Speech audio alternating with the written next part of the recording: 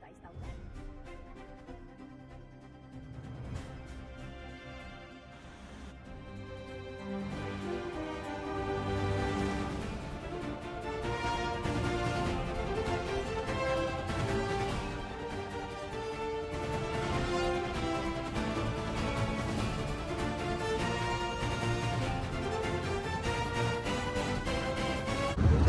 Nandito po tayo ngayon sa harap ng famous boarding house dito sa Prague. Yan ang name niyan ay Dancing House. Ngayon nakikita niyo yung tower na yan. Yan ay Prague Astronomical Clock or Prague Orlo. Is a medieval astronomical clock attached to the old town hall in Prague. It's the capital of the Czech Republic. Maaga ako nagising para mag-walking dito along the river kasi nga ang ganda ng kanilang old building. Itinayo pa yan noong 14th to 15th century. Ang ganda tingnan. Punta ako doon sa bridge na yun. Pupuntahan namin yun mamaya. Ngayon maaga pa.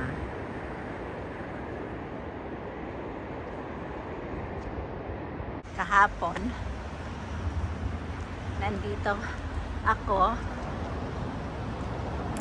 hindi naman ako makapag video sa dami ng tao, kaya sabi ko ngayong umaga akong gigising, ngayon ako maglalakad, pero dami-dami pa rin ng tao.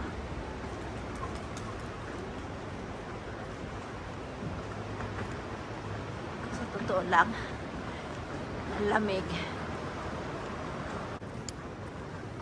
Ganda kasi yung sikat ng araw dun sa kabila. Tapos iikot ko siya dito. Ito yung tower. Ayan ang magandang simbahan.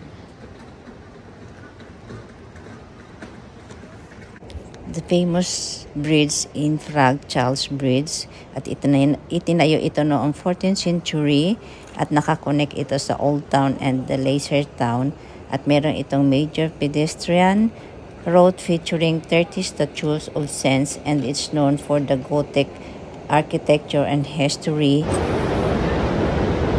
So, ang lamig.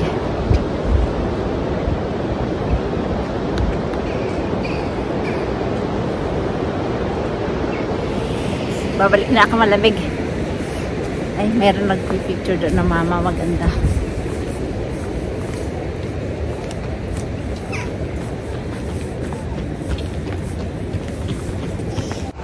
Ito yung side ng bridge, Ibang kapal. Dito na naman tayo sa kabilang side.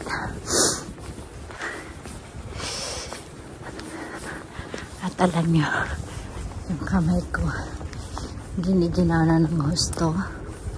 Dito tayo siguro lulusot. Tingnan natin kung ano mayroon sa kabilang side. Kikita nyo na. Ito yung kikita dito. Okay.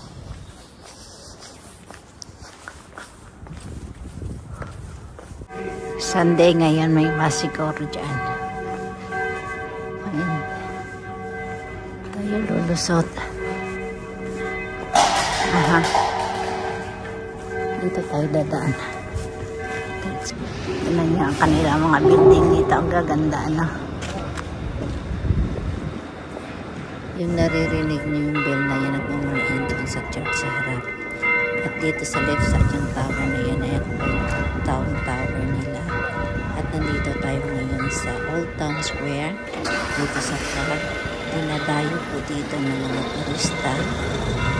Kasi sobrang ganda ng kanilang mga old building dito.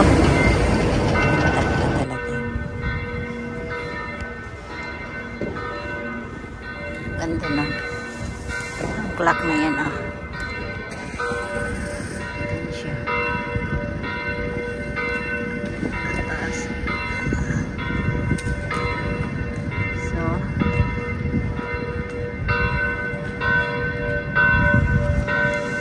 ka tayo papunta doon.